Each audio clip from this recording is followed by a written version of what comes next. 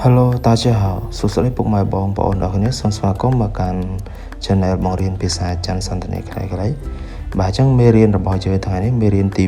1មានចំណងជើងថា你做什么工作បាទ你做什么工作អញ្ចឹងចំពោះចំណងជើងមេរៀនយើងមានន័យថាតើអ្នកធ្វើការងារអ្វីបាទអញ្ចឹងបើខាត់ពេលយូរគឺយើងចូលមេរៀនយើងតែម្ដងអញ្ចឹង clear ទី1របស់យើងគឺយើងអានថា你家有几口人你家有几口人មានន័យថាផ្ទះរបស់អ្នកមានសមាជិកប៉ុន្មានអ្នកបាទ你家បាទ你家ហ្នឹងគឺផ្ទះរបស់អ្នក有បាទ有គឺមាន几口人បាទ几口人សមាជិកប៉ុន្មានអ្នក你家有几口人បាទមានន័យថាផ្ទះរបស់អ្នកមានសមាជិកប៉ុន្មានអ្នកបាទឥឡូវយើងមើលប្រយោគ B របស់យើងគឺប្រយោគចម្លើយបាទគេឆ្លើយថា我家有6口人有爸爸妈妈哥哥姐姐妹妹和我បាទយើងប្រែថា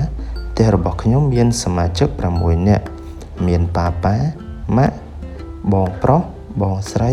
ប្អូនស្រីហើយនិងខ្ញុំបាទចឹងយើងអានម្ដងទៀត我家有6口人有爸爸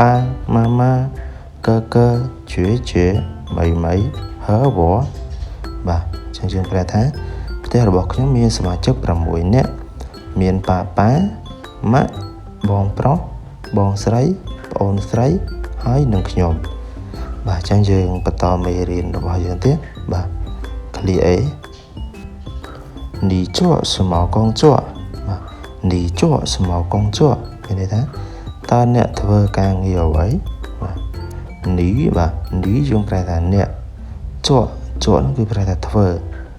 什么អ្វី工作បាទ工作គឺការងារអញ្ចឹងគឺ你做什么工作បាទប្រែថាតើអ្នកធ្វើការងារអ្វីបាទអញ្ចឹងយើងបន្តទៀតបាទមើល clear B របស់យើង我是老师我是老师ខ្ញុំគឺជាគ្រូបង្រៀនបាទ我ប្រែថាខ្ញុំ是បាទ是គឺជា老师បាទ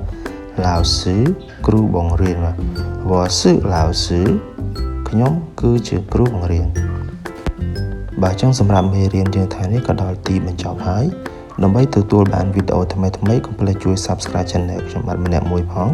សូមអរគុណសូមជម្រាបលា